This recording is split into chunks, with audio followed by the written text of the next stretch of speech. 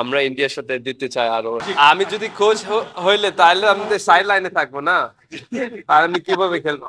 ফামিদুলের প্রেজেন্সে খুব এনজয় করি, মানে উনি খুব ভালো ছিলেন। আজকে তো প্রথমের দিন না, তো ফুল স্কোয়াড তো জয়েন করে না, সো আশা করি সামনে আরো 3-4 দিন পরে ফুল স্কোয়াড থাকবে, আর হামজা সমীর একটু লেটে জয়েন করবে।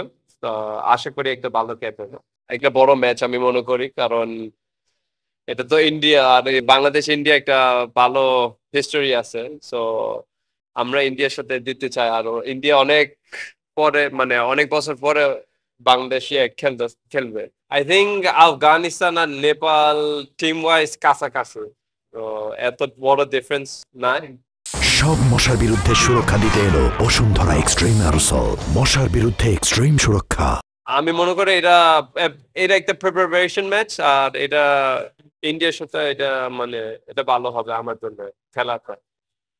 বাট অফকোর্স আমরা মনে করছি আফগানিস্তান আসবে, বাট ওরা আসে না। তারপরে নেপাল দেখতেছি, আর আমার টিম তো 4-5টা নেপালি প্লেয়ার আছে, সবাই ন্যাশনাল টিমে খেলে, তো একটু ফান হবে ওর সাথে খেলা হবে।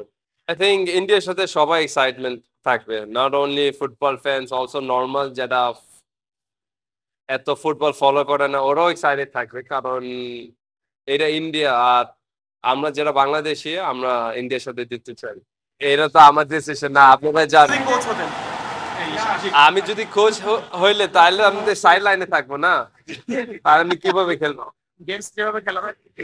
না না এটা হবে না। না, আই থিঙ্ক ফামিদুল মানে এই গ্রুপের সাথে ভালো মিল করতেছে, আর আমি পার্সোনালি বলি আমি ফামিদুলের প্রেজেন্সে খুব এনজয় করি, মানে উনি খুব ভালো ছিলেন। For more updates, subscribe to our YouTube channel and click on the bell icon. Follow us on Facebook and Instagram. Download T-Sports app to enjoy exciting games and highlights. Visit tsports.com.